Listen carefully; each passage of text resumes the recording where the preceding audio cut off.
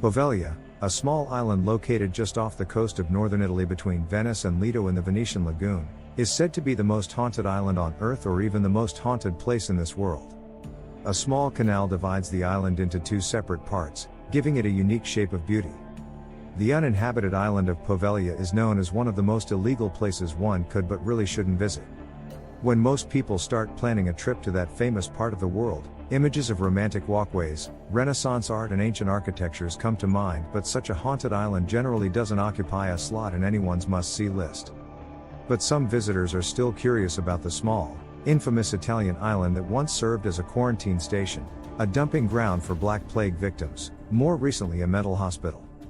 Over the years, this tiny island has witnessed countless number of tragedies within its coastlines, because of which it has earned its ghoulish moniker.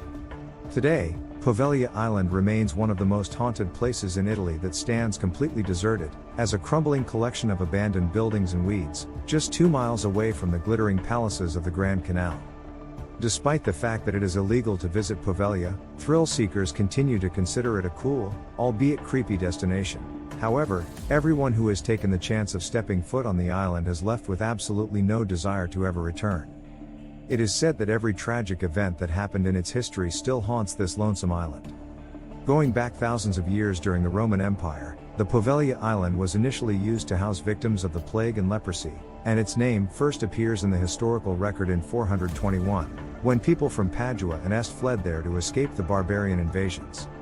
In the 9th century, the island's population began to grow, and in the following centuries its importance grew steadily. In 1379 Venice came under attack from the Genoese fleet that led the residents of Poveglia moving to the Giudecca. The island remained untouched in the subsequent centuries until 1527, when the Doge offered the island to the Camaldolese monks, who refused the offer. In the mid-17th century, the Venetian government built 5 octagonal forts to protect and control the entrances to the lagoon, and the Poveglia Octagon is one of 4 that still survives. Beginning in 1776, the island came under the jurisdiction of the Public Health Office and became a checkpoint, quarantine station, for all goods and people coming to and going from Venice by ship in order to protect the rest of the country from plague and other infectious diseases. It was the time when the plague returned and killed off nearly 2/3 of Europe's population. During that awful period, Venice had the strictest sanitary laws. The government required all traders to live on Poveglia for 40 days before Venice allowed them into the city. Eventually in 1793, there were several cases of the plague on 2 ships, and consequently, the island was transformed into a temporary confinement station for the ill. Within some years, the dead bodies quickly began to overcrowd the island and thousands were dumped into large, common graves. In many cases, the bodies were burned. Some overly cautious Italian communities even got into the habit of shipping away anyone who showed the slightest signs of illness. Many of those people had not actually been infected with the plague at all and were literally dragged to Poveglia and dumped atop piles of rotting corpses. The island became a permanent isolation hospital, lazaretto, in 1805, under the rule of Napoleon Bonaparte, who also had the old 12th century church of San Vitale destroyed, and the remnant old bell tower was converted into a lighthouse. It's the most visible and also one of the oldest structures on the island, providing a landmark to this historic place. The lazaretto was closed in 1814.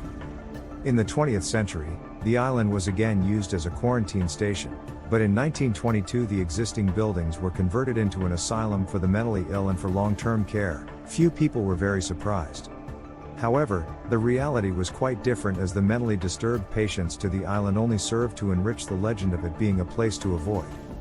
The isolation and privacy offered by the island allowed for disreputable scientists and doctors to do as they pleased to their patients.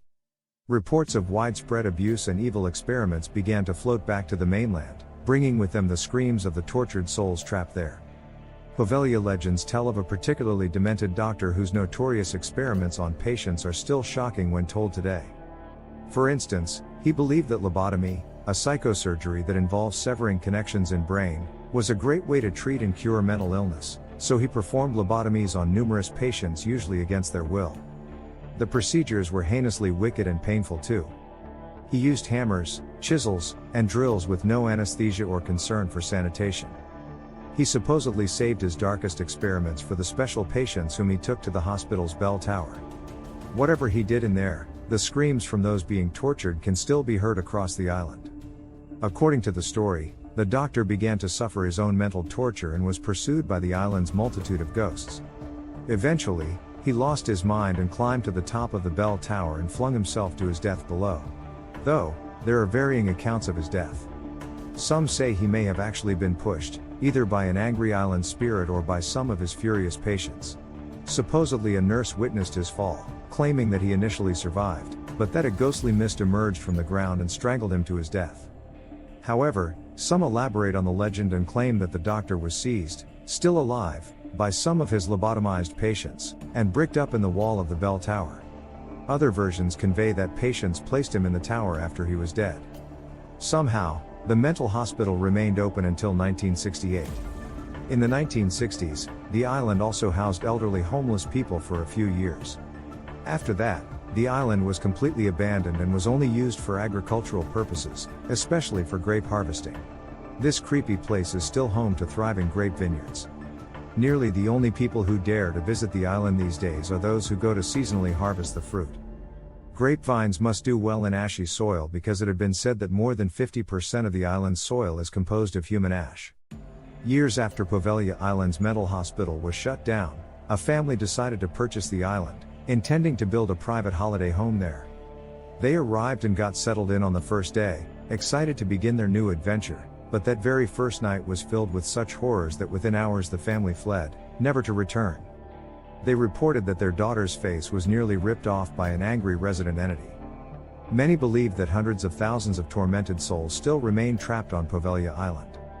From the massive influx of plague victims who were forced onto the island to those who were tortured at the mental hospital that was once stationed there, a sense of sorrow and suffering continues to permeate from the island to this day.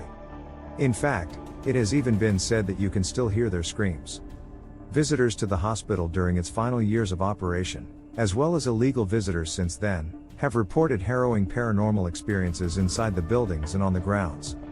One thing visitors report experiencing is the sensation of being watched. Some illegal tourists report seeing shadows on the walls moving along with them as they explore the decaying facility. Others report being scratched and pushed by invisible forces.